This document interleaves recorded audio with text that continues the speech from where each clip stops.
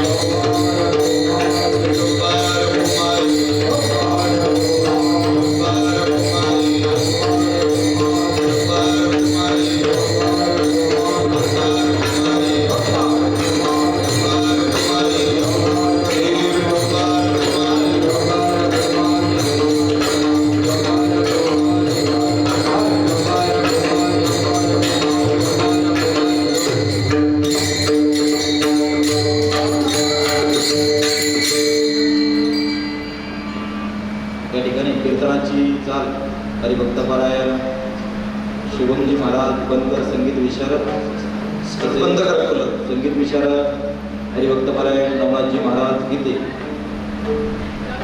कीर्तनाची चालण होती. आवाज जास्त येतो ना तो मला आणि या त्रास ठिकाणी पक्वादाची जी साथ आहे या ठिकाणी महाराष्ट्रात कुशल संगीत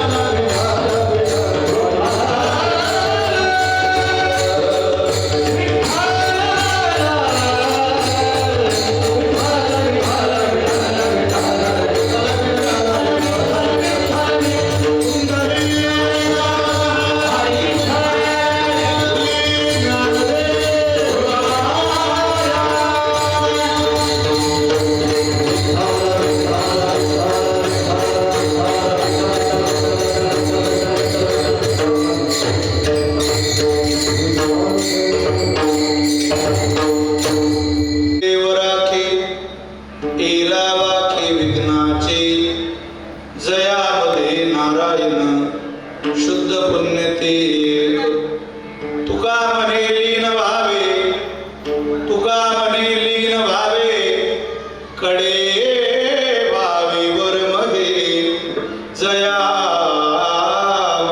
नारायण शुद्ध पुण्य ते धन्य धन्य मुक्ताबाई धन्य धन्य मुक्ताबाई तुमचे चरणी माझे डोई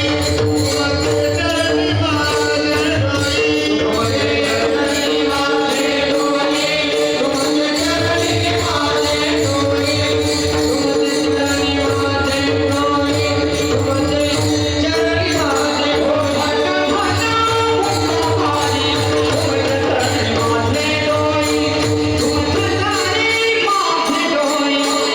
चरणी माझे डोई तुमचे चरणी माझे डोई तुमचे चरणी माझे डोई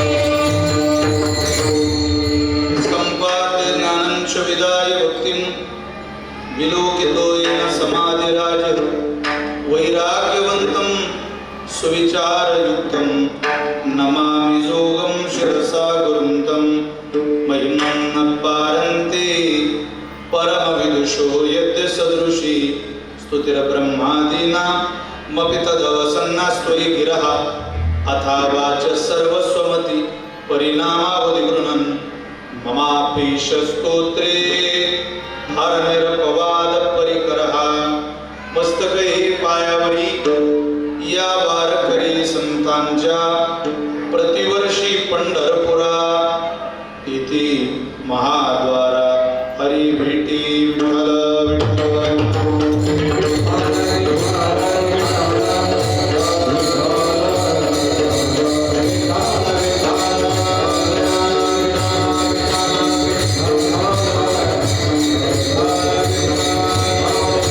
देव भाव जेथे विरे देव भाव येथे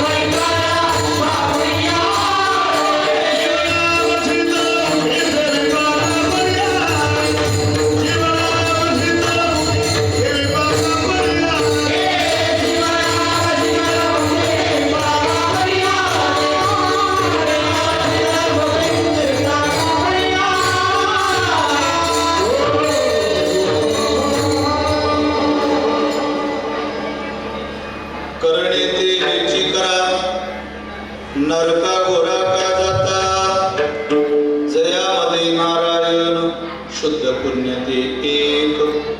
सेवेकरिता निवडलेला अभंग संत श्रेष्ठ जगद्गुरु श्री तुकोबा श्री महाराजांचा अत्यंत गोड अत्यंत प्रसिद्ध असलेला 4 चरणाचा एका साधकाला साधनेच्या दृष्टीनं कर्माची द्विधा मनस्थिती सोडून उपदेश करणारा अभंग सेवेकरता निवडलाय.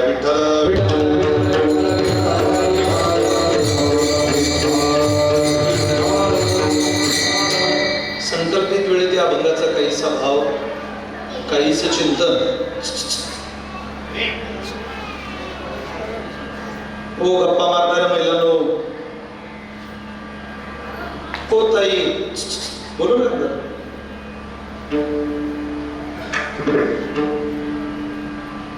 आज एका नैमित्तिक कारणाच्या निमित्तानं आपण या कार्यक्रमाला उपस्थित आहे.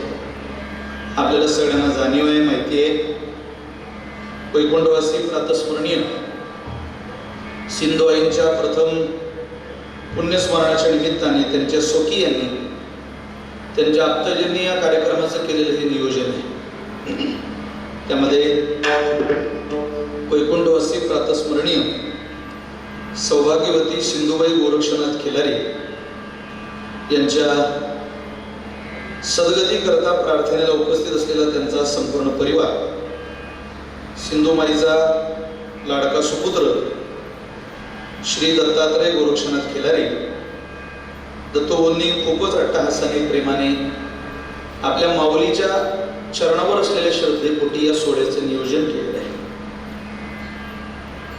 त्यामध्ये संपूर्ण त्यांचं कुटुंब आज आपल्या आईच्या पुण्यस्मरणाच्या निमित्ताने संपूर्ण भावंड, भगिनी, मुलं, सुना, नाथ सुना असतील, सगळे बालगोपाल असतील, तद्वत सिंधुमाई बरोबर ज्यांनी आपल्या प्रपंचाचा विस्तार केला असे आदरणीय दत्तोबोंचे वडील श्री गोरक्षनाथ रंगनाथ खिलारे, संपूर्ण त्यांचा परिवार, सिंधुमाईंच्या सुकन्या, सिंधुमाईंचे सगळे कुटुंबातले सदस्य, त्यामध्ये श्रीमती शोभा विलास लांडे मुलगी, सौ चंद्रकला दत्तात्रय गावडे मुलगी, सौ छाया किरण कातोरे मुलगी, चिरंजीव रविराज दत्तात्रय खिलारी नातू आहे, चिरंजीव अक्षय विलास लांडे नातू आहे आणि चिरंजीव सुदर्शन दत्तात्रय खिलारी नातू आहे. तद्वत सौ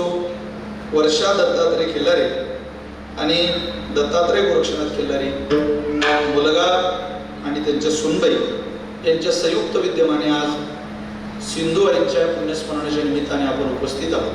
आज भजन साथीला महाराष्ट्रातलं भजन विश्व उपस्थित आहे. माझे बंधू हरिभक्तपरायण श्रद्धेय ऋषिकेशजी महाराज शेटे, श्रद्धेय हरिभक्तपरायण माझे दोन्हीही अनेक वर्षापासूनचे मित्र आणि या परिसरामध्ये आल्यानंतर ज्यांचं गाणं ऐकल्याशिवाय निश्चितच समाधान होत नाही. अगदी काही आवडीच्या गायकांपैकी ज्यांचं वर्णन करावं अशी ही दोघं माझे बंधू श्रद्धेय शुभम महाराज बनकर, श्रद्धेय नवनाथ महाराज गीते, मी दोघे बाबांना मनापासून प्रणाम करतो. हरिभक्तपरायण इलद महाराज आहेत. आदरणीय हरिभक्तपरायण मृदंग साथीला महाराष्ट्रातलं लाडकं मृदंग विश्वातलं स्वीकारलं जाणारं नेतृत्व बंधू अनिलजी महाराज टेकुडे, विश्वमौली गुरुकुल संस्थेची सगळी ही विद्यार्थी बांधव, या सगळ्यांप्रती अंतःकरणपूर्वक धन्यवाद देतो, प्रणाम करतो. पालदार चोपदारांची संख्या आम्हाला एक सापडत नाही, तर 4 आहे. नाही आनंद आहे. खरं तर समाधान वाटतं. श्राद्धाचे कीर्तन, नैमित्तिक कीर्तन देत असताना खूप विचार करून दिले पाहिजे. पुढे कीर्तन देऊ नये, कुठेही दिले की त्याचा त्रास खूप होतो. पण या परिसरामध्ये येताना कायमच ज्यांचा फोन असतो, ज्यांचा संपर्क असतो, कीर्तनकाराचं, गायक वादकाचं, चालतं बोलतं माहेरघर म्हणून ज्या कुटुंबाकडे पाहिलं जातं, तो आमच्या वारकरी हृदगत असलेला एक तनपुरे नावाचा परिवार. त्यामध्ये आमचे विजूभाऊ तनपुरे. मला विजूभाऊने गेल्या अनेक महिन्यांपासून ही सेवा माझ्याकडे सुपूर्द केली की आपल्याला दत्तोबोंच्या आईचं पुण्यस्मरण ही सेवा करावी लागेल.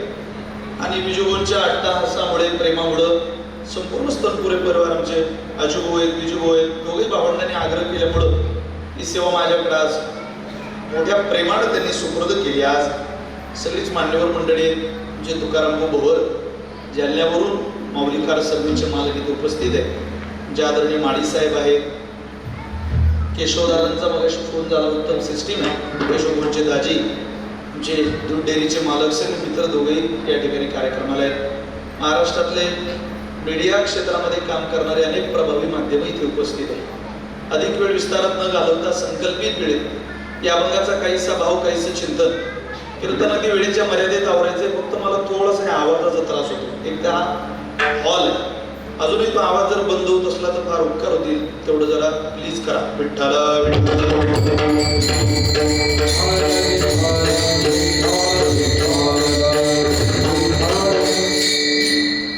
जगद्गुरु तुकोबर यांचा 4 चरणाचा अभंग मी आपल्या समोर म्हटलेला आहे. ठीक आहे, बरं ना करू. आज खऱ्या अर्थाने आवाज बाहेरचा आहे गेलो. कूलर बंद करावं लागेल. कूलर बंद करा, खिडक्या नका बंद करू, कूलर बंद करा. हा इन्व्हर्टर का ते? अच्छा, बाजूला, मग काही इलाज नाही. राहू दे, उघडत राहू दे, त्या खिडक्यात तुम्हाला त्रास होईल. जनरेटर आहे ना ते, मग काय प्रॉब्लेम, त्याचा तो बंद होणार नाही. ते बंद झालं म्हणजे हे बंद.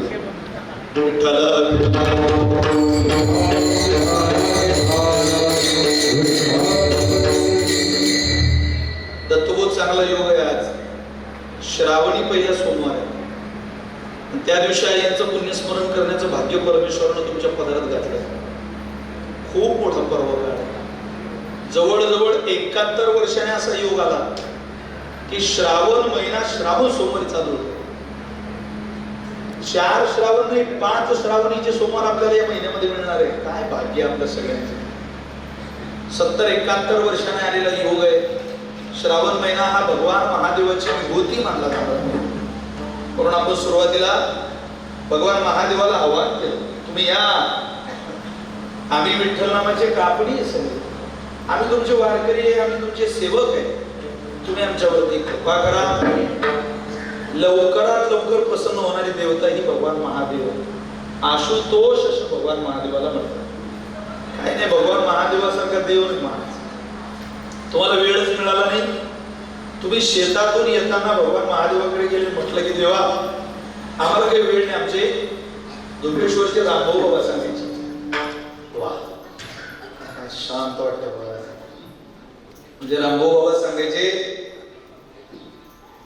की तुम्हाला वेळच मिळाला नाही बिलवदळ आणायला, अरे निर्गुडीचं पान तोडा आणि भगवान महादेवाच्या पिंडीवरती वा, आणि फक्त हात जोडून म्हणा, अतीत पंथानं तवच महिमा वामनसयो अर्थद्व्यावृत्त्यायं चकितम विदत्ते श्रुतिरपि सकस्य स्तोतव्य कतिविध गुण कस्य विषय पदे त्वर्वाचीने पतितन मनः कस्य न वचः. एवढे एखाद्याला येत नसेल, हा पुष्पदंताच्या मुखातला श्लोक आहे.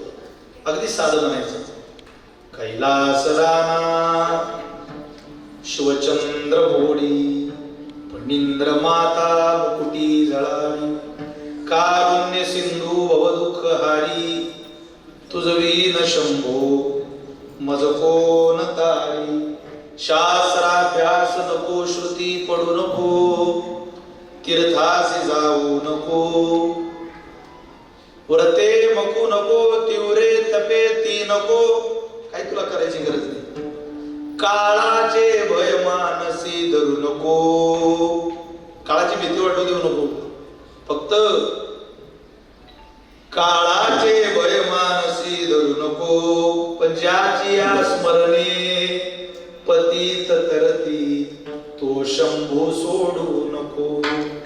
अरे पाप्यातले पापी ज्याच्या नावानं तरुण गेले, त्या भगवान महादेवाचा विसर आपल्याला कधी पडत कामा नये. आणि अत्यंत श्रद्धेने उपासना करणारा संपूर्ण विश्व भगवान महादेवाची उपासना करत मान. 12 ज्योतिर्लिंग बघा, भगवान महादेवाची सगळी स्थानं बघा, एक वेगळा आनंद श्रावण महिन्यामध्ये असतो. आणि त्या पहिल्या दिवशी आईचं पुण्यस्मरण दत्तूभाऊंच्या नशिबी आलंय. हा मुलाच्या जीवनातला पर्व काळ आहे. काही मुलांना हा पर्व काळ मिळाला नाही.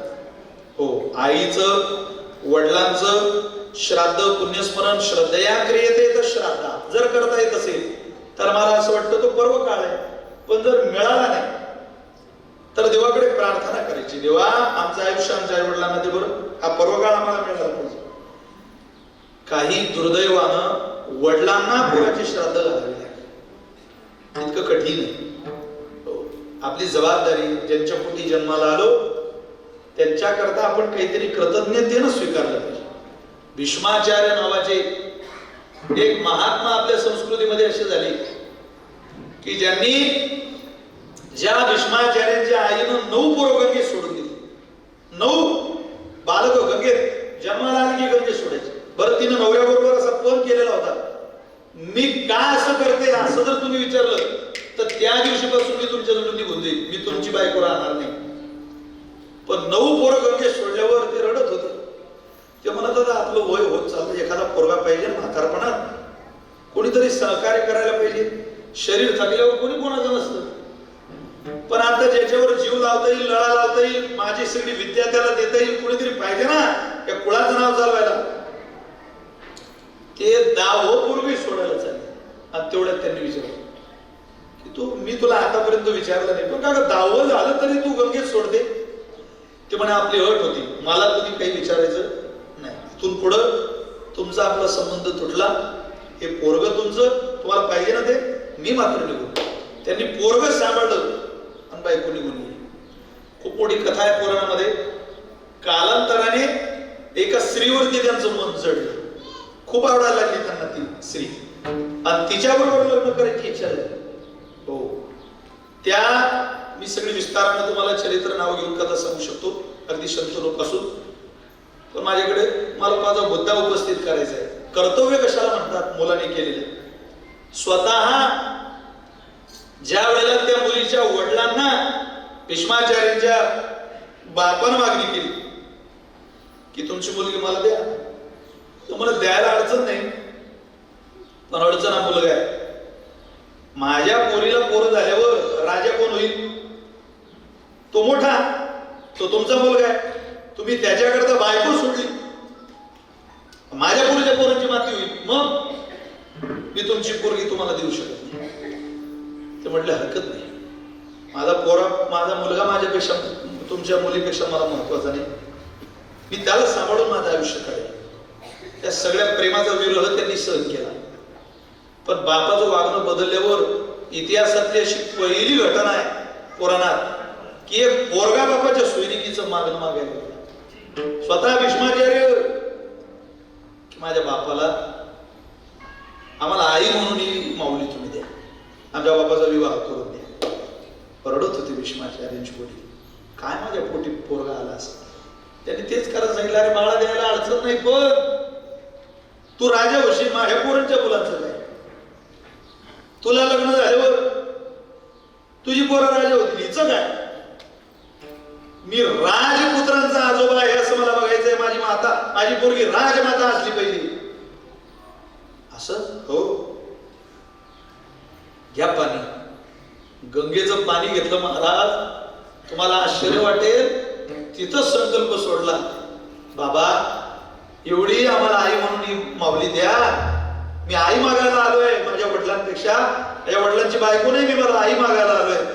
पण तुमच्या मुलीच्या पोटी जन्माला आलेला पोरगा जर राजा बाबा असं तुम्हाला वाटत असेल तर मी माझ्या बापा करता आयुष्यभर ब्रह्मचर्य राहील, मी लग्न करणार नाही. आणि लग्नच केलं नाही तर माझे पोरं राजे कसे होतील? झालं लग्न, आयुष्यभर बापा करता ब्रह्मचर्य राहिले. कर्तव्यात जीवन जगलेल्या पोरांचा इतिहास आपल्याला माहिती आहे.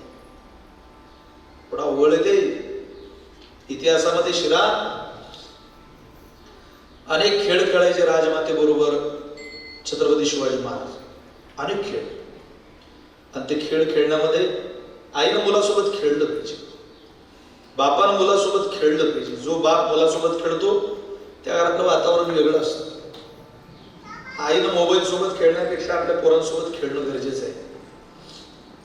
पूर्वीच्या महिला खेळायच्या, खेळून आलायच्या, खेळायचे, स्वतः बालक व्हायचे. आता पोरगं रडायला लागलं की तुम्ही मोबाईल हातात देता, त्याच्या एक आश्चर्य आहे. इथं इंस्टाग्राम अमेरिकेने तयार केलं, फेसबुक अमेरिकेने तयार केलं, व्हॉट्सअप अमेरिकेने तयार केलं, पण टाइमपास करणारी फक्त तुमची माझी पोरं, एवढं लक्षात ठेवा. थोडं कठीण आहे.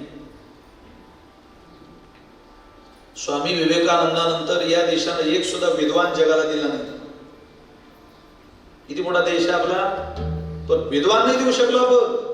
भाषण करणारे, पोपटपंची बोलणारे तर खूप पैदा झाले आपल्या देशात. विद्वत्ता, अभ्यास, ब्रिलियंट,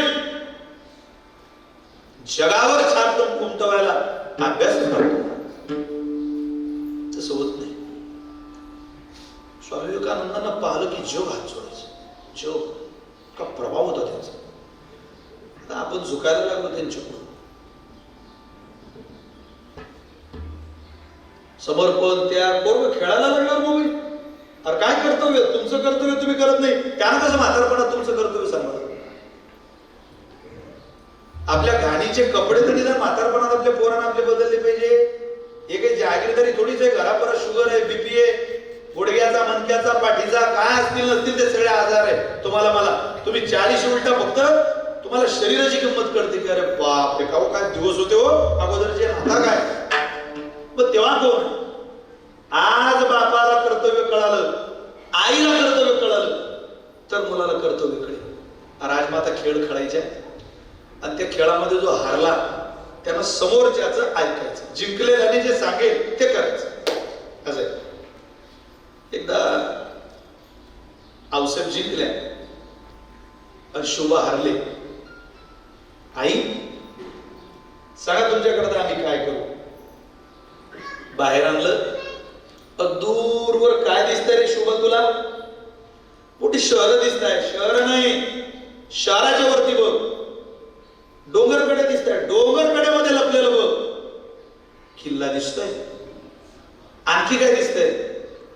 जशी बाजूला हिरवळ आहे तशी किल्ल्यावरही सगळी हिरवळ आहे. सगळं हिरवं आहे. शुभा, ते सगळं हिरवं एक दिवस आम्हाला भगवं करून पाहिजे. ते सगळं हिरवं ज्या दिवशी भगव होईल त्या दिवशी आम्ही समजू आमची कूस देवानं पवित्र केली. स्वप्न उराशी बांधलं महाराज, पण उभं आयुष्य ते हिरवं भगवं करण्यात घालून घेतलं. सगळी मोगलांची सत्ता महाराजांनी मिळवली. आता कशाची कीर्तन, कसल्या कथा, कसले टाळ, हे कर्तव्य आहे.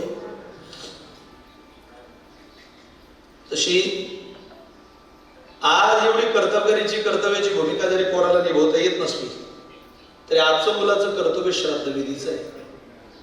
केलं पाहिजे. ज्या विधीने आपल्या आईला, आपल्या वडिलांना सद्गती मिळते. श्रद्धया क्रियते तश्राद्धः आगच्छन्तु महाभागा विश्वदेवा महाबलः.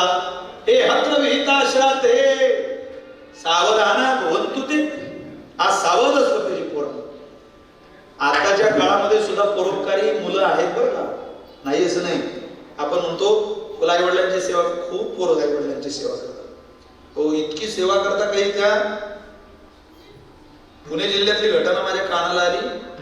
पूर्वी लिव्हर मेलेल्या माणसाचं दान केलं जायचं, तेव्हा मेल्यानंतर ते लिव्हर ट्रान्सफर व्हायचं. आता तंत्रज्ञान इतकं विकसित झालं की लिव्हर ज्याने समोरच्याला दिलं अर्ध, त्या अर्ध्या लिव्हरची वाढ सुद्धा तंत्रज्ञान त्याच्या समोरच्याच्या शरीरामध्ये करून घेऊ शकतं. इतकं विज्ञान पुढे गेलं. वडिलांचं लिव्हर डॅमेज झालं, मग लिव्हर द्यायची वेळ. मोठा पोरगा म्हटलं, बाबा तुम्ही आम्हाला जन्म दिलाय, मी तुम्हाला लिव्हर देतो, कारण तुम्ही गेल्यावर आमचं कोणही खऱ्या अर्थाने या जगात वाली नसेल. बाप असतो, मला तुम्ही लिव्हर द्यायची संधी द्या. बाप तू राहू दे बाबा, अरे माझं झालं आता तुमची लग्न झाले, तुमची मुलं छोटे छोटे, माझी काय काळजी करता तुम्ही. मी आता राहिलो काय आणि संपलो काय, मी जग पाहिलं. पण तुम्ही असं कोणताही निर्णय घेऊ नका. लहान पोरगा रडायचं मी लिव्हर देतो, मोठा पोरगा रडायचं मी लिव्हर देतो. तुम्हाला आश्चर्य वाटेल, BA सेकंड इयर असणारी त्यांची मुलगी होती 2 पोरांच्या पाठीवरची. ते म्हणे, बाबा रात्री झोपलेल्या बापाला उठवलं आणि तुम्ही असं म्हणा, बाई तू लिव्हर दे. बाबा दादाचं लिव्हर घेऊ नका, लहान्या दादाचं लिव्हर घेऊ नका बाबा, कारण माझ्या भावाच्या जीवाला जर काही बरं वाईट झालं तर माझ्या भाऊजाई उन्हात पडतील, माझ्या भाऊजाईंचं जीवन उन्हावर उघड्यावर येईल. मी तिथे, माझं काही अजून लग्न नाही, कोणी नाही, पण तुम्ही जीवन जगावे याकरता जर माझ्या भाऊजाईच्या जीवनाला काही धोका होत असेल तर असा निर्णय तुम्ही घेऊ नका. काय विचार असतील त्या पोरीचे? अशी सुद्धा मुलं, अशी सुद्धा मुली अशा या जगामध्ये आहेत. एक मनुष्याचं व्यावहारिक कर्तव्य असतं आणि एक पारमार्थिक कर्तव्य असतं. मनुष्यानं दोन्ही कर्तव्यातून मध्ये आयुष्याची वाट काढायची असते आणि ती वाट काढून ज्या वेळेला आपण आपलं आयुष्य पूर्णतेला नेतो त्यावेळेला मिळणारा एक आगळा वेगळा आनंद असतो आणि तो आनंदच मिळवण्याकरता आपण इथे जन्माला आलेलो आहे. काही लोकांना आनंद मिळतोय पण जो आनंद तुकोबरांच्या शब्दामध्ये वर्णन करता येत नाही. सन्मार्गानं सद्विचारी लोकांमध्ये कर्तव्यात जगलेला जीवनाचा आनंद कसा असतो एका प्रमाणात सांगतो तुम्हाला. विठोबा विसाविया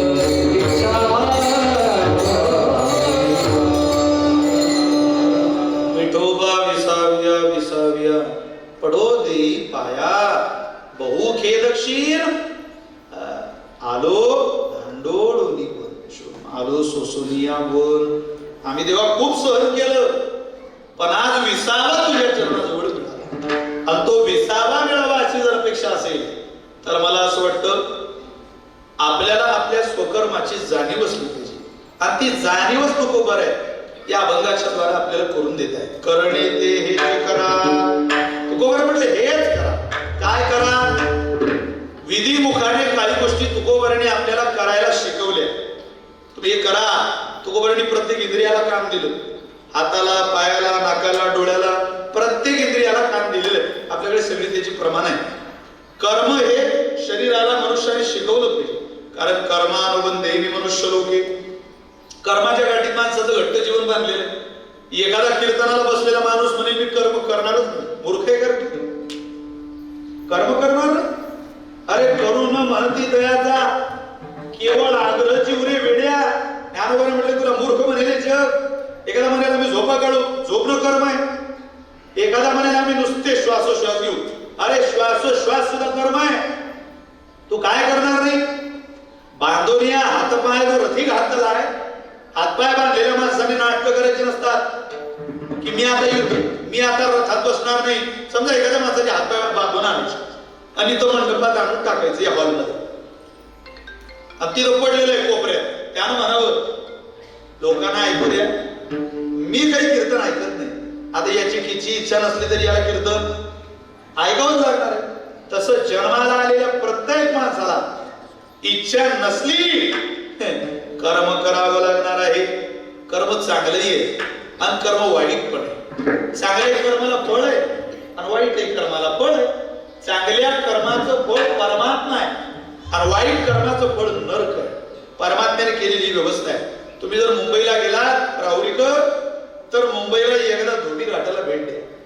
त्या धोबी घाटावर अख्ख्या मुंबईतले कपडे धुवायला आलेले असतात, वेगळे वेगळे गट्स त्यांचे वेगवेगळे डिपार्टमेंट त्या कपड्यांचं, तिथं धुवायला आलेला प्रत्येक कपडा जसा त्या कपड्याचा मळालेला पण आहे, जशी त्याची अवस्था आहे तशी धुण्याची व्यवस्था केली.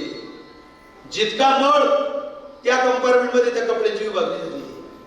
जसं ते कपडे एकदा तिथं धुवायला गेले की पूर्ण त्यातला मळ जोपर्यंत निघत नाही तोपर्यंत त्या घाटातून बाहेर येत नाही, तसं परमात्म्याने हरवरव, महारवरव, अंधता मिश्र, तप्त सुरमरी, व्रजकंठ शाल्मणी, वैतरणी, पुयोध, निरोध, हे सगळे जेवढे 28 नरक श्रीमद भागवतानं वर्णन केले, या तप्त सुरमी, अंधकारमय, अंधकूप, या सगळ्या नरकांमध्ये आपली व्यवस्था परमेश्वरानं केली. आणि ती व्यवस्था जोपर्यंत आपलं कर्म संपत नाही, तुम्हाला इथं जे लोक मजेत दिसत आहे, तुम्ही असं समजू नका इथं मजेत असला म्हणजे माणसाचं तिकडं चांगलंच असतं. इकडचा तिकडचा काही संबंध नसतो. इकडं ज्यांनी एसीच पाहिली, इकडे ज्यांनी मखमलीची गादीच पाहिली, त्यांना तिकडे लाथा घालाव्या लागतात. तिथं त्यांना उलटले तेलाच घालावं लागतं. कर्म आहे ते काय कोणाच्या बापदाद्याची जहागीरदारी आहे का, मक्तेदारी आहे का ती? तर चालत नाही काही. एखादा म्हणजे मी खूप धनवान आहे, धनवान नाही धने नवा लेखा, किती धनवान माणसं होऊन गेली या जगात. रावण इतका धनवान, एकदम ओरिजिनल सोन्याची 7 कोटी घर होती, पणाने तिनं मिळवलेलं होतं. गोड उदाहरण आहे. असं म्हणे सोमवारी म्हणून सांगतो तुम्हाला, भगवान महादेवाच्या लग्नाला कुबेर महाराज पाहुणे आले. आणि कुबेर महाराज पाहुणे आल्यानंतर आता लग्नाला रिकाम्या हाताने काय जातात, काहीतरी आदन, काहीतरी भेट आहे वस्तू घेऊन जावी लागते ना. कुबेर महाराजांनी घर आणलं सोन्याचं. कोणाला द्यायला? हा, तुम्ही बोर झाले का, मी घरी जाऊ का? कोणाला द्यायला? महादेवाला द्यायला. आता दोघांचा विवाह, लग्न लागलं बा, एकदम थाटामाटात लग्न. ते मोठी मोठी मंडळी आलेली लग्नाला महादेवाच्या. आता महादेवाच्या वराळाचं वर्णन आहे आपल्या परंपरेत. महादेवाचं वराळ, कुबेर महाराज सगळे त्या वराळापासून सावध राहायचे.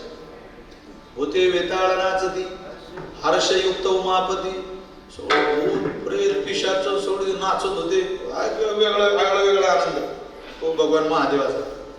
ते झालं. कुबेर महाराज म्हणले, मला जरा घाई आहे, आम्हाला लवकर निघायचं. कीर्तन झालं की म्हणजे लग्न लागलं की तुम्ही आम्ही आणलेली तेवढी आहेराची वस्तू घेऊन घ्या. म्हटलं चाल. तसं त्या काय तुम्ही आले हेच खूप झालं. नाही नाही आणलंय तुम्हाला. म्हणजे कुठे वस्तू? चला. त्यांना घरात प्रवेश करायला लावला. त्या घरामध्ये अनेक घरं सोन्याची होती. एक घर नाही, अनेक पुढं नगरच होतं ते सोने. खाऊ म्हणे हे बाबा सगळं सोनं आहे, तुमच्याकडे आणलं. अरे बाबा, भगवान महादेव म्हटले तुम्हाला मनापासून धन्यवाद, पण तुम्हाला बहुतेक आपला परिचय नाही. राज्य तेजिले ईशाने, गुंती जाणून स्मशाने वास केला. आम्ही याच्या लाभ राहण्याकरता तर स्मशानात राहतो. तुम्ही आम्हाला त्याच्यात अटकून राहिले, ते आमच्याकडून शक्य होणार नाही. हे तुमचं तुम्ही राहू द्या. बायको म्हणावं, मला वाटलं तुम्हाला खरंच काही ज्ञान असेल, पण तुम्ही लय भोळे. फुकटात लक्ष्मी चालून आली दारात, सोन्याचं घर तुम्ही घ्यायला नाही म्हणताय. ते काय राहुरीच्या बांधकाम करणाऱ्या कारागिरीने विटा सिमेंट मध्ये बांधलेलं घर आहे का? सोनं, सोनं, वीट सोन्याची. बांधणारा कुबेर, इथलं प्रत्येक छत सोन्याचं आहे. इथल्या जो रेशमीचा मखमलीचा गालीच्या इथं घातलेला आहे, त्या गालीच्यावर सुद्धा तुमच्या पायाला त्रास होऊ नये याकरता जे वरती टोक आहे ते सुद्धा सोन्याचं आहे. अजून काय पाहिजे? सोन्याच्या ताराचा गालीचा आहे, मऊ सगळं सोनं. तुम्ही त्यात नाही म्हणता. भगवान महादेव म्हटले, मी सांगतो ना तुला घर घ्यायचं नाही. ती म्हणे तुम्हाला घ्यावंच लागेल. मला काय माहिती तुम्ही इतके भोळे, तर तुम्ही लग्नच केलं नसतं. हे वाक्य वाचलं त्यावेळेला लक्षात आलं आपल्या पोथ्या गोंधळून ठेवायला काही हरकत नाही. जर देवाची बायको देवाला असं म्हणू शकते तर तुमच्या आपल्या बॅटरीला कुठं चमकत असतात. जगातल्या प्रत्येक मालकीनीची बोलण्याची धारणा आहे. प्रत्येक महिला नवऱ्याला घोडं समजते. का समजते देव जाणे. पण आता मुख्यमंत्री माझी लाडकी बहीण योजना चालू झाली, तिथून घोडं समजेल तर अडचण नाही, पण आधी घोडं समजायची नव्हतं. तुम्ही लय भोळे. एक दिवस माई बायको मला म्हणे, तुम्ही लय भोळे, लोक चंद्रावर चालले तुम्ही अजून धोत्रावर आहे. तुम्हाला कोणी फसवू शकते बाजारात? तुम्ही लय भोळे. म्हटलं मी भोळा आहे हे मला बी लक्षात आलं. आता मला कोणी फसवू शकते हे बी लक्षात आलं. पण मला हे लक्षात आलं की फसवणाऱ्याच्या यादीत पहिला नंबर तुझ्या बापाचा आहे. सुरुवात तिथून झाली. खरं भोळा मी तिथं झालो. म्हणे घ्या असं नाही म्हणू नका. चालून लक्ष्मी आली, घेऊन घ्या. घेतली भाऊ. ते घर घेतलं. तर ते म्हटलं मी राहायला तसा जाणार नाही, त्या घराची वास्तुशांती करावी लागेल. ब्रह्मदेवाकडे गेले आणि म्हणे आमच्या घराची वास्तुशांती करून द्या. ब्रह्मदेव म्हटले मला वेळ नाही, माझ्या पोराला घेऊन जा. बाप लेखक कीर्तनकर असले की मुलाचं जमलं नाही की ते म्हणतात महाराज वेळ आहे त्यांना, तर मी त्यांची तारीख करून घ्या. ते म्हटले तुमच्या पोराने तुमचं पाहिजे, नातवाला न्या, तुम्ही पहिले. रावणाला नेता का? ते म्हटले रावणाला नेतो. रावणाला नेलो बाबा भगवान महादेवाला वास्तुशांतीला. यथायोग्य पूजा केली आणि वास्तुशांती झाल्यावर भगवान महादेव रावणाला म्हटले का रे बाबा सांग तुला काय देऊ दक्षिणा या पूजेची? तो रावण होता. तो म्हणे ज्या घराची वास्तुशांती केली ते घरच देऊन टाका ना. काय दक्षिणा दक्षिणा करा? अरे म्हणे या घरासाठी तर एवढा अट्टहास आटापिटा केला हा सगळा. ब्रह्मदेवाजवळ गेलो भल्या माणसात. बायकोचा आग्रह होता देऊन टाकावं म्हणे. तुमच्या सारख्याला काय शोभत ते हे बुवा. आता काय आता उदाराचा बाबा बायकोला त्रास झाला. ते म्हणे दिलंच कसं? अगं म्हणे त्या रावणाचा नाही धनाचा स्वभाव आहे. ते जसं आणलं तसंच द्यावं लागतं. तू किती ठेवण्याचा प्रयत्न कर. ते काय आपली मालकी थोडी आहे. धन हे कुबेराचं आहे. त्यानं फुकटात दिलं फुकटात जाणार. देह हे काळाचे, धन कुबेराचे. मग गेलो ते सगळी लंका कोणाची झाली? कोणाची झाली? रावणाची. भगवान महादेवा बरोबर जेव्हा जेव्हा चर्चा करताना योग आला तेव्हा पार्वती माता म्हणायची पहा बरं काय शुद्ध दिसतो लंका. आपलं असतं ते घर, आपलं असतं ते घर, आपलं असतं ते घर. तेच भगवान महादेव मारुतीच्या रूपात गेले आणि शेपटीनं लंका पेटून दिली. लंका पेटत होती आणि आनंद कैलासावर होत होता. त्यावेळेला पार्वती माता म्हटली प्रभू पहा बरोबर सांगत होते तुम्ही. धन जसं आलं तसंच गेलं. उलट आपल्याला तर वास्तव्य न करता जावं लागलं तरी मला दुःख होत होतं. याला तर रावणाची 7 कोटी घराची लंका इतकी प्रसिद्धी झाली, इतकं सगळं मिळालं, लंकाधीश म्हणून त्याच्याकडे लोक पाहायला लागले. आणि इतकी सगळी चर्चा झाल्यावर नावलौकिक मिळाल्यावर इतका मोठा सोन्याचा अधिपती गादीपती लंकापती सोन्याचा मालक म्हणून घेतला जाणारा रावण त्याच्या समोर त्याची लंका जळत होती. तेव्हा खरं सांगा हे जाणणारे तुम्हीच होते ना. भगवान महादेव असावे चालते कबड्डी गेली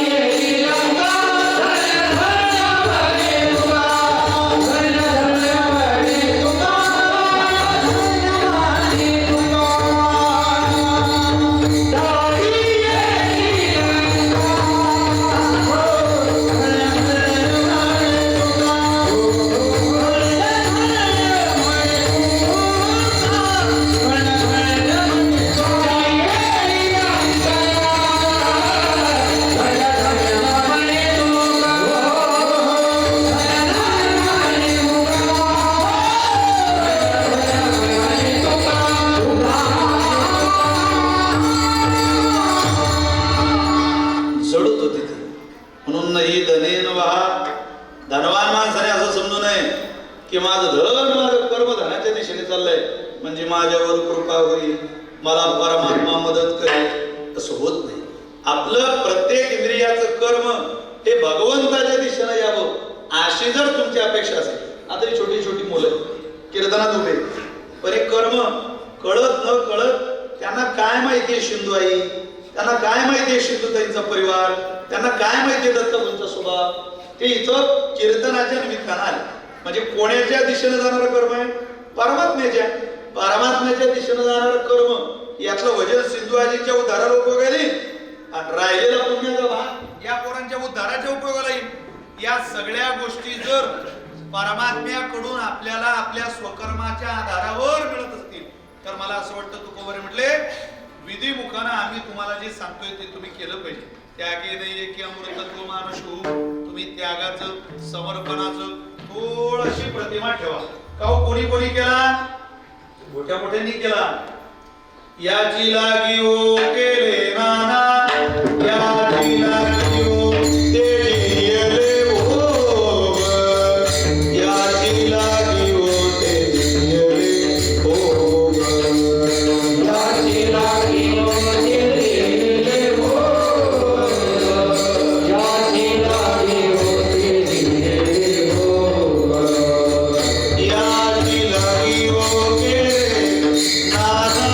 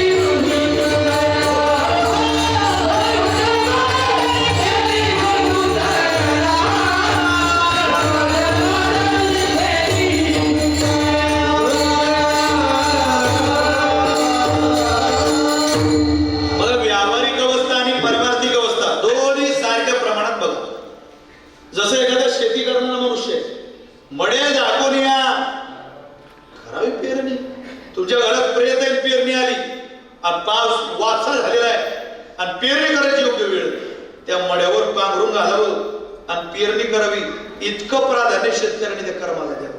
आपण देताना आपण विदर्भात पाहतो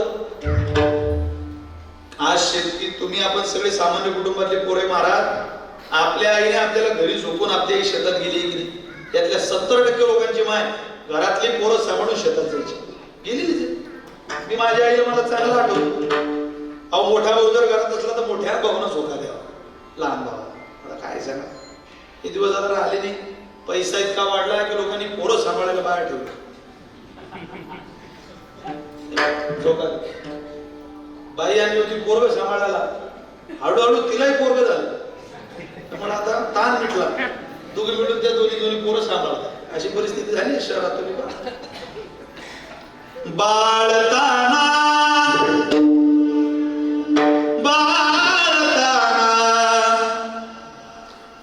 बाळताना हे मुनी अलगारी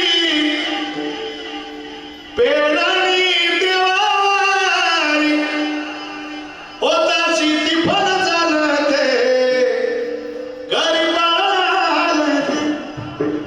ताशी ती फल चालते गरीबाला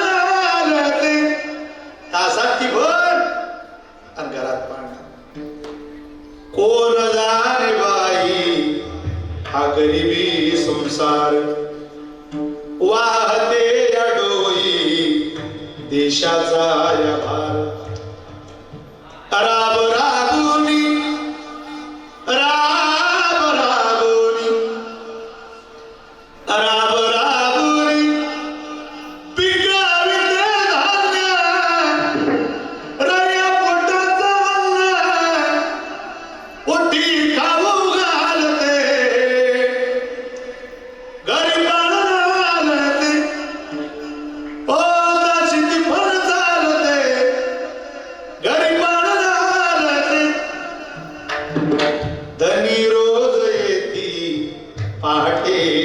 दुपारी अरे घेऊनी शिदोरी मी जाते भर दुपारी धनी रोज येती पहाटेच्या पारी घेऊनी शिदोरी मी जाते भर दुपारी मी जाते भर दुपारी धन्या संगतीनं धन्या संगतीनं धन्या संगतीनं कडीने साखर जोडण्याची ती भाकर अरे मिठाचं वेळ दाखते मिठाचं वेळ दाखते गरीबाला काची ती फल दाखते गरीबाला काची ती फल दाखते गरीबाला ही शेतीची अवस्था आहे कर्म आहे ते जे वाट्याला आलं ते स्वीकारून पुढे जाऊ लागतं मला तसं शेतकऱ्याला त्याच्या कर्मापासून बाजूला येत नाही संकल्प हवी माया संसाराची तसाच परमार्थ जेव्हा श्राद्ध येईल जेव्हा आईचं पुण्यस्मरण येईल आणि घरातल्या आपल्या सगळ्या भगिनी आपली पत्नी आपल्या बहिणी आपल्याला सांगतील दत्तू दादा आईचं आता पुण्यस्मरण येतंय बरं बरं बरं ताई कशी करायची तयारी अरे श्रद्धेनं तयारी कर पितृसेवा पुण्य लाभले निदान ब्रह्म सनातन अंगसंग कशा करता करायचं हे सगळं त्यावेळेला त्या भावाला त्या पतीला तुम्हाला मला प्रत्येकाला घरातल्या एका कर्तबगार बहिणीने दिलं जाणार उत्तर आहे दादा अरे तुझ्या पोराबाळांचं आयुष्य जर सुखात काढायचं असेल त्यांचं जीवन त्यांच्या कष्टाने समृद्ध करायचं असेल तर आईचा आशीर्वाद घरात गरजेचा आहे ज्या घरात आईचा बापाचा आशीर्वाद आहे ते घर नाही ते घर मंदिर आहे ज्या घरात आईचा बापाचा आशीर्वाद नाही ते घर नाही ते घर स्मशान आहे आपलं घर मंदिर व्हावं या करता तुला जर प्रयत्नच करायचे असतील तर श्रद्धेने आई वडिलांचा विधी कर त्या विधीने आपल्या आईला परमात्म्याच्या चरणाजवळ वैकुंठाची वाट सुलभ होईल आईलाही वैकुंठ मिळेल आणि आपल्यालाही वैकुंठाच्या वाटा दिसतील जर पारमार्थिक साधनेच्या दृष्टीनं जाणारं कर्म आपण विसरलो तर त्याचा त्रास आपल्या पूर्वजांनाही होईल आणि आपल्यालाही होईल तो कोण म्हटले दोघींनाही त्रास भोगल्यापेक्षा मी सांगतोय तुम्ही ते सत्कर्म स्वीकारा ना परमात्म्याच्या दिशेने जाणार आईच्या दिशेने जाणार सत्कर्म करा घोर नरकापासून जरा लांब राहा महाराज आपल्याला एका साधकाला जागरूक करताय सेवेला निवडलेल्या अभंगाच्या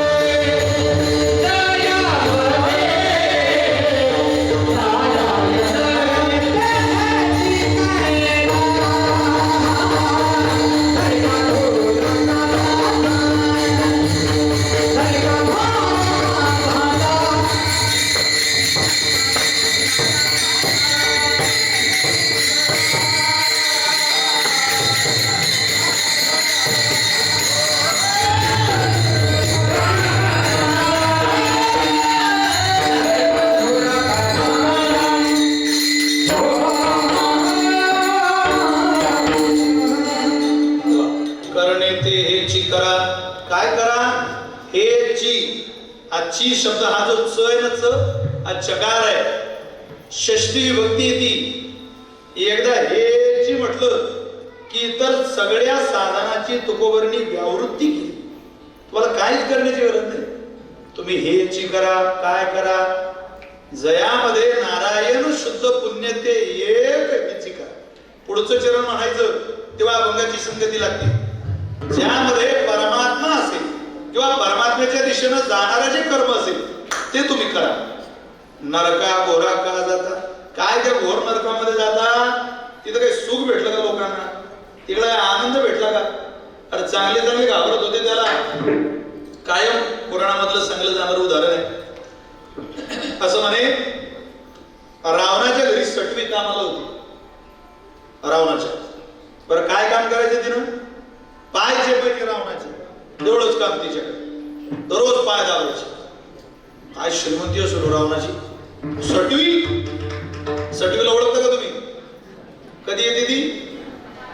5वी. तुमच्या भागात येते का बंदी अजून? आमच्या भागात ती नाही बंद केला. काही झटके घेत नाही ते म्हणजे पोरं घरी होत नाही दवाखान्यात होता. मी काय जाऊ शकतो कोणती रूम पाहून. आता बाळांत पण सगळे दवाखान्यात. अगोदर आपले यातल्या 90% माणसांचे जन्म घरी झाले असते. काही नाही ती सुईबाई यावी आणि पोटाला हात लावा सांगावं तासाभरात मोकळी होशी.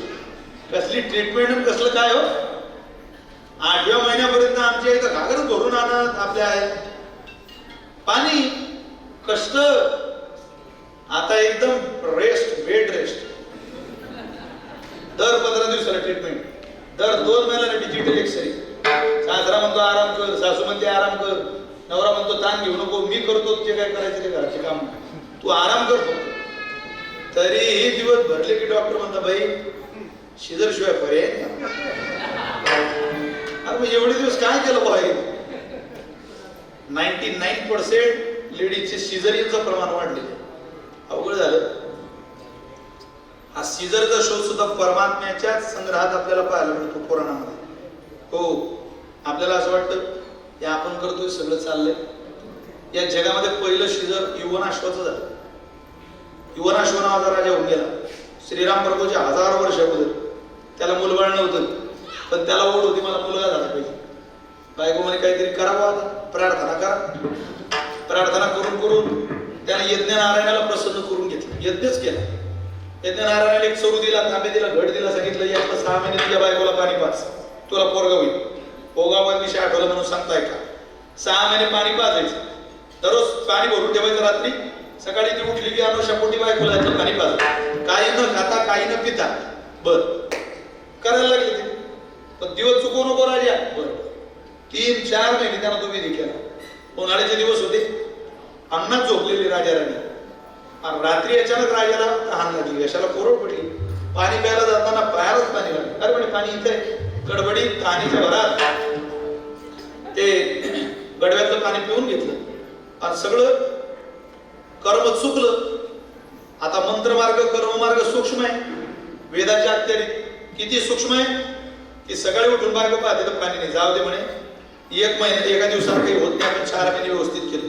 आता पुढे तो विधी ठेव. 6 महिने पूर्ण झाले. वैद्य राजाले आता याला आनंद, याला पेढे आणून ठेवले. त्याला जोडलं लोकसभेचा निकाल आपल्याच बाजूचा असं नसतं. तुला खालून कधी पाणी निघून जाईल ते काही सांगता येतं का? समाज हुशार झाला. सगळ्याच भागाची परिस्थिती तशीच झाली यंदा. चांगल्या चांगल्याचे निकाल, चांगल्या चांगल्याचे अंदाज फेल गेले. पण अवघड आहे. याचाही अंदाज फेल गेला. यानं पेढ्याचे बॉक्स आणून ठेवले. तो म्हणे सांगा लवकर तिच्याकडे पाहून किती गर्भवती. तो म्हणे सी इज प्रेग्नेंट नाही, ही इज प्रेग्नेंट. तुला दिवस गेले. तो म्हणे काय बोलता राहतो तुम्ही? अरे म्हणे हो तुझ्या पोटात बाळ आहे. तुम्हाला हे पटणार नाही, मी पटवून देतो. युवनाश्वाच्या पोटात बालक वाढायला. आता पोराचा जन्म बापाच्या पोटी म्हटल्यावर जन्म कसा? सांगितलं त्याचं पोट फाडा.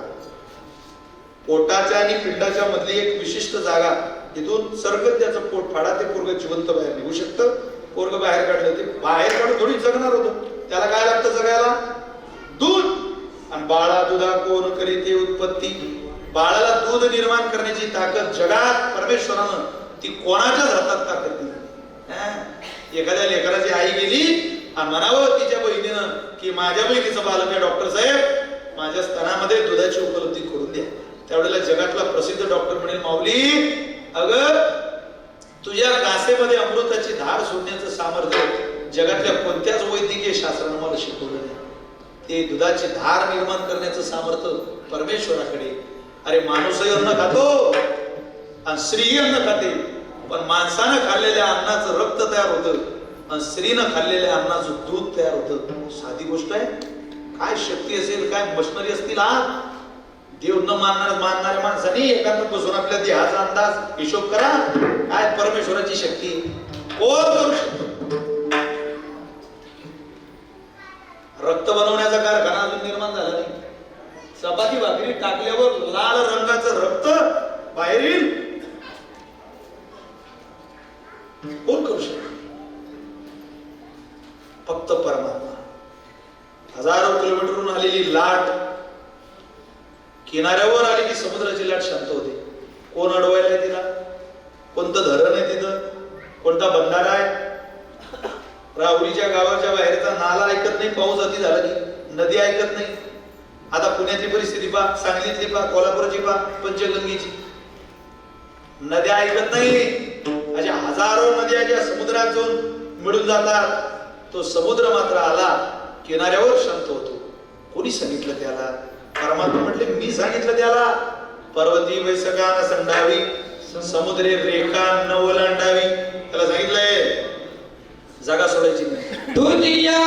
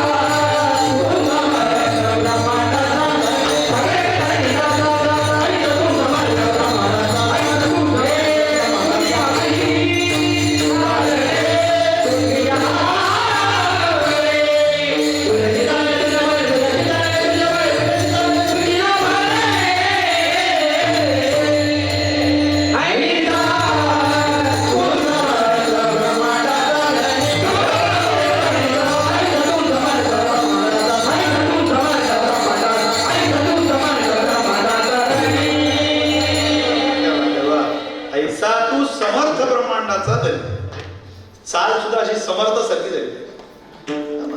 समर्थाचं वर्णन करतोय अनैसा तू असं कशा. तू समर्थ आहे.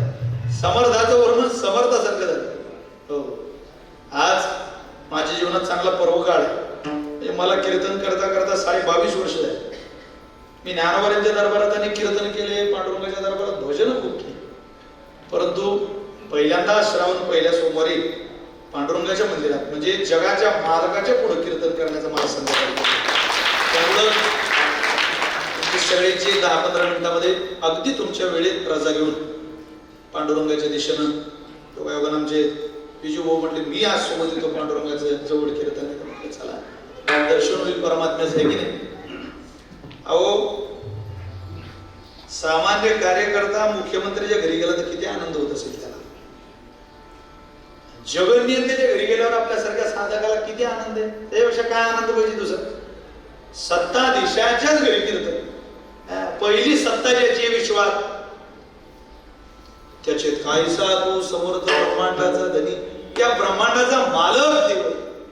त्यानं ठरवलं काय लागत नाही. एकदा देवानं तुम्हाला तळ हातावर घेतलं ना, जगातली किती माणसं तुमच्या विरोधात असू द्या, कितीही सत्ता तुमच्या बाजूनं विरोधात असू द्या, देव तुमच्या ताब्यात पाहिजे. तो एकदा भारी आला ना मग कैसी भय चिंता. भय ना चिंता. चिंता ती पळाली गोकुळा बाहेरी प्रवेश भितरी. अरे देव एकदा आला, चिंता नावाची गोष्ट दुःख लांब लांब करून पुढे सुट मार. हो चला मी सांगत होतो परमात्म्याच्या सत्तेशिवाय काय. त्याच्या सत्तेने सगळं चालतं. पोट शिरलं आणि बाळ बाहेर काढ. कोणाचं. युवा आश्वासन ते बाळ पोटातून काढलं. आता त्याच्या दुधाची व्यवस्था श्रुतीमध्ये एक वचन तयार केलं. त्या वचनाचं नाव आहे मानदाता. हा म्हणजे माझा, दाता म्हणजे अंगठा. इंद्राने सांगितलं तो पोरा माझ्या अंगठ्याला दूध पिल गो. त्या युवनाच्या पोराच्या पोटात तोंडात अंगठा घालावा इंद्रानं आणि त्याचं पोट भरावं. तेव्हापासून जगातल्या हिंदुस्थानातल्या प्रत्येक मुलाला इंद्राचं वर शापत्व आहे. जोपर्यंत तोंडात पोरगा अंगठा घालत नाही तोपर्यंत त्याचं पोटच भरत नाही. तो दूध पिला तरी तोंडात अंगठा घालतात. तुमची पोरं तोंडात अंगठा घालताना, नातवंड घालताना म्हणजे ते सूत्र मिळतंय. जगन्नित्य परमात्म्याची सत्ता, आपण सत्ता आपली कुठं लावायची. त्याला तुम्हाला ती कथा उगावगत आठवली म्हणून मला स्पर्श करून पुढे जाणं गरजेचं होतं. ती सटवी रावणाच्या घरी चेपायला पाय इतकी ज्याची सत्ता रावणाची, ते नरकाचा भाग त्याला वाटत होता. एक दिवस पाय चेपता चेपता ती लंकेत एका पोराचा जन्म झाला होता. तिथं नशिबले आहे. तिकडून आली तर रावण जागी. तो विचारतो म्हणे का ग कुठे गेली होती तू? म्हणे मी गेलते का पोराचं नशीब लिहायला. बर बर बर बर काय लिहिलं? लिहिलं म्हणे आता ते काय का ग माझा जन्म झालता तेव्हा सटवी म्हणे मीच आली होती महाराज. काय लिहिलं तू? ते म्हणे मला लिहिता येते वाचता येत नाही. खोटी बोलू नको, सटवी भिक्षू घेईल तुझा. रावण होता तो. ते म्हणे खरंच मला लिहिता येते वाचता येत नाही. तुम्हाला जर वाचायचं असेल तर ब्रह्मदेव. हा ब्रह्मदेवाकडे गेला. आणि तेवढं ते काय ते सटवीने लिहिलेलं वाचून दाखवा. ते म्हटलं गोवा लय लिहिलेलं मरण वाचा. तुला अजर राजा रघुराजा खटवांग दीर्घबाहू त्या राजा दशरथाचा मोठा मुलगा राम त्याच्या हातून तुझा मरण आहे, मृत्यू आहे. अरे बापरे. सांगितलं ते पुसून टाका, खोडून टाका. म्हटलं रामा खाडाखोड होत नाही. ते काय असं सरकार बदलतं तसं दिसतंय का तुला? इकडे सत्ता तिकडच्या बदलता इकडच्या नाही. खाडाखोड इकडे होत नाही. एकदा दिलं खातं ते आता त्यात बदल म्हणजे तुला नरकात जावं लागेल. काय नरक कशाला म्हणतात? त्याला नेलं सोबत नरकाच्या दरवाज्याजवळ सांगितलं मार या दरवाज्यावर लाग. 2 पावलं मागं सरकला. रावणाने त्या दान दरवाज्यावर लाग. आतून आवाज आला कोण रे मूर्खा दरवाज्यावर लाद घालतो. मला इथं साखरदंडा बांधून ठेवलंय. 2 अनुकुची दार तप्त झालेल्या सळ्या पुढे तू लाद मारता बरोबर त्या दोन्ही सळ्या माझ्या डोळ्यात गेल्या. माझे डोळे फुटले. लाज नाही वाटली लात मारायला? मूर्ख लात मारतो. कोण आहेस रे तू? इथं खालून जाळ चालू आहे. सूर्याच्या किरणातला 1000वा भाग इथे उपलब्ध नाहीये. रावण म्हणे बापा इतकं दुःख. रावणाने विचारलं का हो माझं नाव जाऊ द्या पण तुमची इथून सुटका कधी होणार आहे तेवढं सांगावं. ती आतलं गिराईक म्हणे कोणीतरी लंकेचा रावण नावाचा राजा आहे. त्याला ज्या दिवशी धरून बांधून माझ्या जागेवर बांधतील तेव्हा मला इथून सोडणार अशी चर्चा आहे म्हणजे. त्याला पाय लागले ब्रह्मदेवाचे. नरका घोडा का जाता? म्हणे बापा हे काय सामान्य का हो नरक? आम्हाला तिकडे नेऊ नका. अरे ओ संसारा तुम्ही एक करा मुक्ती मार्ग अडचवरा काळदंड कुंभयातना थोरा कार्य अघोरात चकशिना नाही काय मासी करुणा बाहेर काढिता कुणी प्राणा जैसे ओढाळ सापळे धन्या चोर यातना यातना तरी घेतो. यातना देणं हाच काळाचा स्वभाव. जर त्या यातना आपल्या चुकाव्या आपल्या आईच्या चुकाव्या असं जर तुम्हाला वाटत असेल तर आज हात जोडायचे. ज्या आईचं नाव सिंधू आहे. सिंधू म्हणजे समुद्राला सागराला सिंधू म्हणतात. हो. आणि ती सिंधू तुका म्हणे गंगा सागर सागर. आज आपली सिंधू आई ही सागरात मिळती झाली. तर तिथे जर ती सागरामध्ये मिळती झाली असेल तिनं हा प्रेमाचा मायेचा सागर. तशी आईला समुद्राची उपमा देता येत नाही. तिचं प्रेम समुद्रासारखं आहे पण तरी कमी पडते ती उपमा. समुद्राची उपमा तिला दिल्यावर असं वाटतं रे याला काय समुद्राची उपमा देता?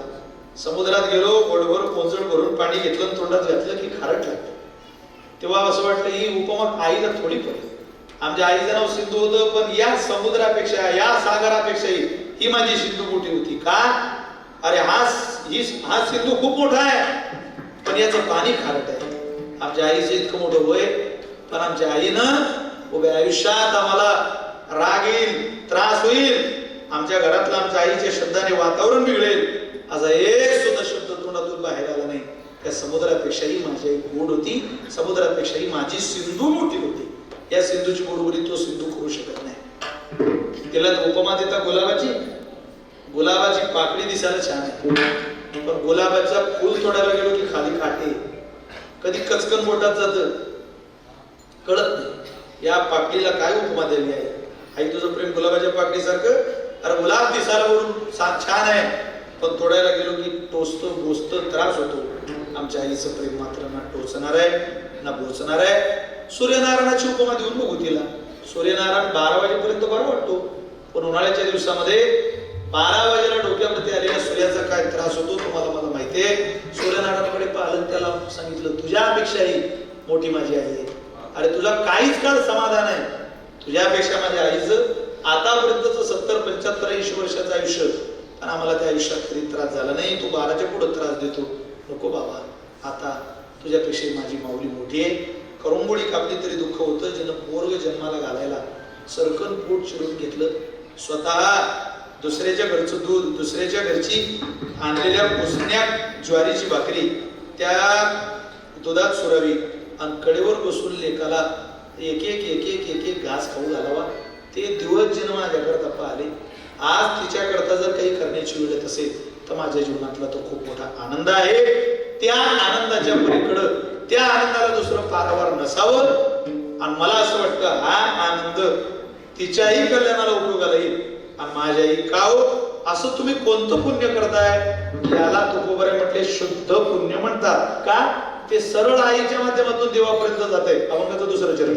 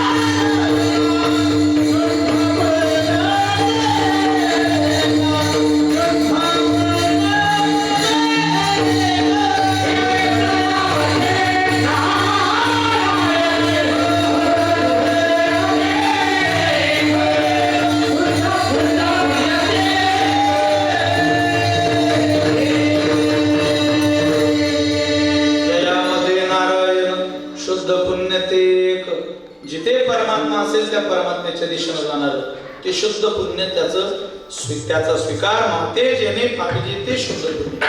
त्या शुद्ध पुण्याचा स्वीकार करणारी आपण सगळी मंडळी आहोत. आपणच ते पुण्य स्वीकारूया आणि पुढे जाऊया. आज पुण्याची शदुरी माणसाच्या उराशी थोडीशी पाहिजे.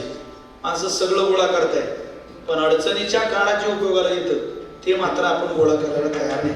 आणि अडचणीच्या काळात फक्त पुण्यच उपयोगाला येईल. तो जर काही तुमच्या माझ्या कामाला येणार नाही तेव्हा काय आज केलेलं उद्या कसं काय कामाला येणार नाही. आपल्याला वाटतं इथं केलेलं, मी तर रोज सकाळ संध्याकाळ सांगतो. मला म्हणजे गुरुजीचं वक्ते बाबांचा जुना दृष्टांत आठवतो. ते म्हणायचे आज लग्न झालं की उद्या वाटतं का, किंवा हे कालचा दिवसापेक्षा आजचा दिवस बरा आहे.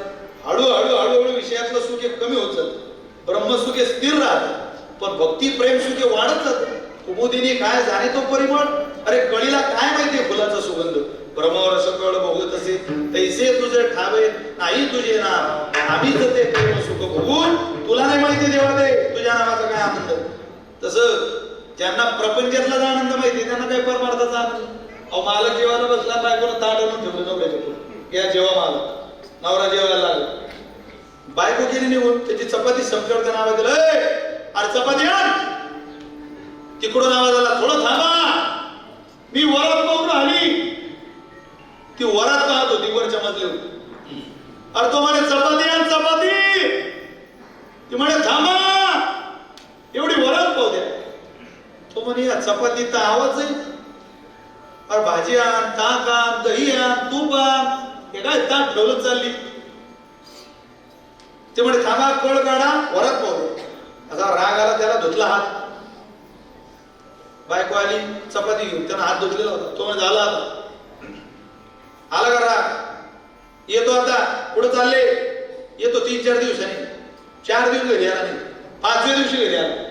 पण एकटा आला नाही, बायकोच घेऊन आला तिकडून. गडी नगर जिल्ह्यातला होता आणि गडी होता.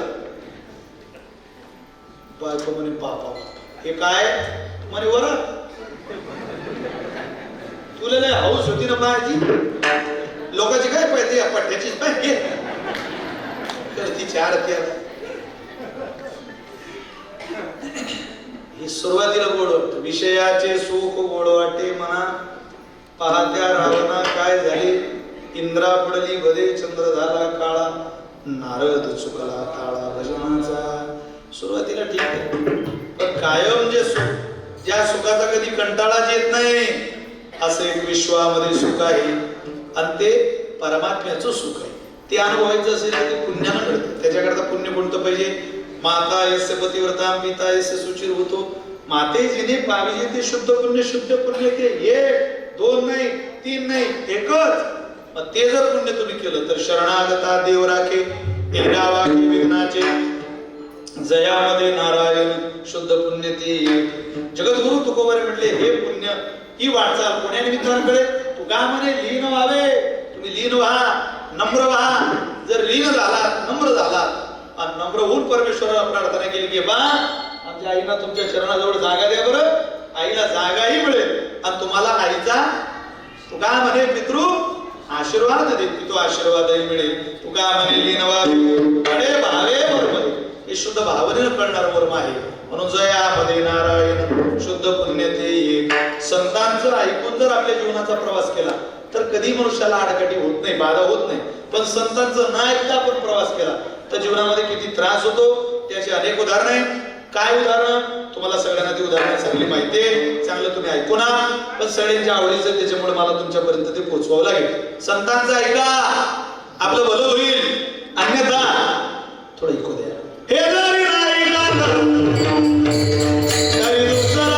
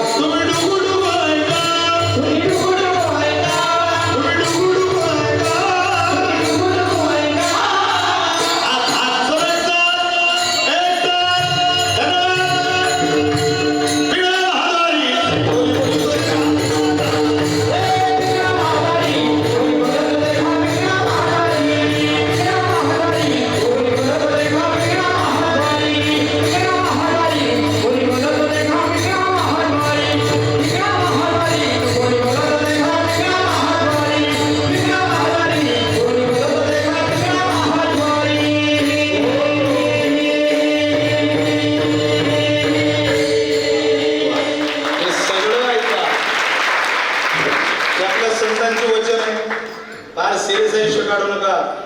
इथं किती नीट वागा, 100 पैकी 100 गुण कोणी देत नाही. आपल्या मस्तीत आपल्या आनंदात जीवन जगायचं. काय काय माझं हसत नाही, हँग झाले ते हसून घे. तुला काय आयुष्य 400 वर्षाचं आहे का येडे? हसायचं, गायचं, नाचायचं, उड्या मारायच्या. जितके दिवस आहेत तितके दिवस तू काय म्हणे लीन व्हावे, लीन होऊन परमेश्वराकडे जायचं. गात नाच, नाचत, उड्या मारत प्रसन्न मुराद अंतःकरणाने त्याच्याजवळ गेलो आणि त्यानं पाहिलं की याला आपल्याशिवाय कोणी नाही, बस त्यानं आपल्यावर कृपा करावी. एकदा त्याची कृपा झाली की जगात कुठं मनुष्याला पदर पसरावाच लागत नाही. आणि ती कृपा आज आदरणीय दत्तूदादांवर खऱ्या अर्थाने आईसाहेबांनी करावी. आशीर्वाद तर दिलेला आहे. इथून पुढचा आशीर्वाद हा कुटुंबाच्या, मुलाबाळांच्या, कुटुंब प्रमुख या भूमिकेत निभवताना माझ्या उपयोगाला आला पाहिजे. अशा भूमिकेत केलं त्यांनी पुण्यस्मरण आईचं आहे. दत्तूदादांचा नवीन जरी परिचय असला तरी त्यांच्या चेहऱ्यावरून त्यांच्या आईबद्दल, त्यांच्या परिवाराबद्दलची त्यांची भूमिका, भावना सदैव लक्षात येईल, कायम आपल्याला स्मरणात राहील. असेच त्यांच्या चेहऱ्यावरचे भाव आहे. आईनंतर मुलगा खऱ्या अर्थाने पोरका होत असतो.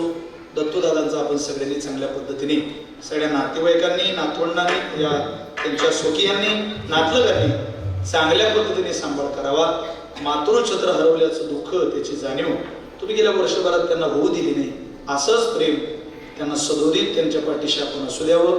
त्यांच्या मुलाबाळांना, पूर्ण परिवाराला, आलेल्या सगळ्या राजकीय, सामाजिक, शैक्षणिक, धार्मिक क्षेत्रामध्ये विविध पक्षाचे पदाधिकारी कीर्तनाला आहेत, विविध क्षेत्रात काम करणारी सगळी माणसं आहेत, त्या सगळ्यांचा प्रेम आशीर्वाद सदैव या कुटुंबाच्या पाठीशी आपण ठेवावा. ही त्यांच्या निमित्तानं आपल्याकडे सगळ्यांकडे मागणी मागतो. मी मनापासून त्यांना धन्यवाद देतो. आदरणीय विजू, पुन्हा एकदा त्यांना धन्यवाद की त्यांनी एका चांगल्या कुटुंबाची सेवा करण्याचं सद्भाग्य माझ्या पदरी दिलं. आपल्या सगळ्यांना मनापासून प्रणाम करून आदरणीय आमचे बनकर बाबा, शुभम महाराज, नवनाथ महाराज, अनिल महाराज, आदरणीय सगळी महाराज मंडळी, या सगळ्यांच्या, या बालगोपालांच्या संस्थेच्या सगळ्या विद्यार्थ्यांच्या चरणी मी मोठ्या प्रेमभावाने वंदन करतो. मोठ्या प्रेमाने भजन करा. विठोबा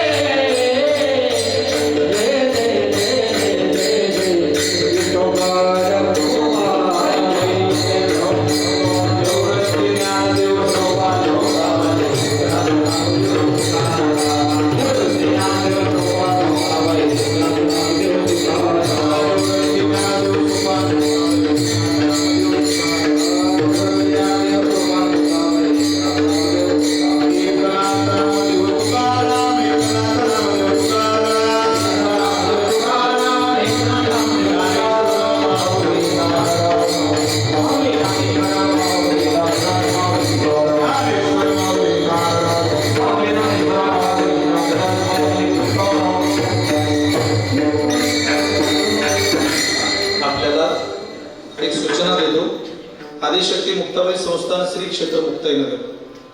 तुम्ही कीर्तन खूप ऐकली, युट्यूबला खूप सारे संपर्कात आहात. एकदा मुक्ताबाई संस्थानला सुद्धा आपण भेट द्या. आमचा प्रवास, आमच्या जीवनातली उपासना कोण्या पद्धतीनं चाललेली आहे, कोण्या पद्धतीचं काय वैभव मुक्ताबाईचं आहे, तुम्हाला तिथं आल्यावर कळेल. दगडी काम आईसाहेबांच्या मंदिरात पूर्ण झाले. 7 संतांमध्ये म्हणजे निवृत्ती, ज्ञानदेव, सोपान, मुक्ताबाई, एकनाथ, नामदेव, तुकाराम, या 7 संतांमध्ये सगळ्यात मोठं मंदिर हे मुक्ताबाईचं संपूर्ण होत आहे. सोन्याचा कळस मंदिरावर बसावा अशी आमची खूप सगळी इच्छा आहे. इच्छा केल्या मुक्ताबाईंनी लवकरात लवकर पूर्ण केली. मी तुम्ही पत्रिकेवर मठाधिपती छापले, एक सेवक आहे त्या संस्थांचा, मठाधिपती वगैरे काही नाही, एक सेवकाच्या भूमिकेत आहे, सेवेची सेवा करतो. आता या वर्षी जवळजवळ 10 किलो चांदीच्या मुक्ताबाईच्या पादुका आम्ही रथामध्ये विराजमान केल्या. पुढच्या वर्षी चांदीचा रथ बनवण्याचा मानस आहे. संपूर्ण महाराष्ट्रातून अनेक मंडळींचं सहकार्य आईसाहेबांच्या संस्थेकडे येतं. पण आमचा एक उद्देश आहे, ते सहकार्य तिथं आल्यानंतर ते सगळं बघायचं आणि तेव्हा सहकार्याची भूमिका ठेवायची. इथून नाही, इथून कोणाचाही पैसा घ्यायचा आणि तिथं मुक्ताबाईला न्यायचा तसं नाही.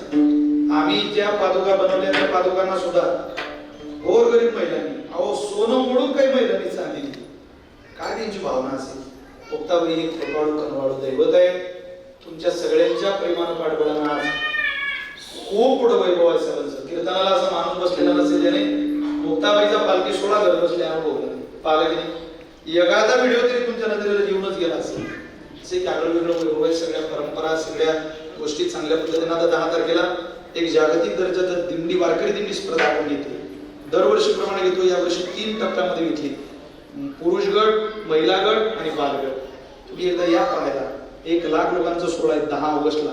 मुक्ताबाई पंढरपुरातून पोहोचल्या मुक्ताईनगरला की इतका मोठा सोहळा केवळ मुक्ताबाईचा होतो. इतका अभूतपूर्व सोहळा आहे. आपण यावर आणि आईसाहेबांचा तो सोहळा आवर्जून बघावा अशी विनंती सुद्धा आपल्या सगळ्यांच्या चरणी करतो. आणि झालेली सेवा आदिशक्ती जगन्माता चित्कला मुक्ताबाईच्या चरणी सुपूर्द करतो. विठ्ठल जय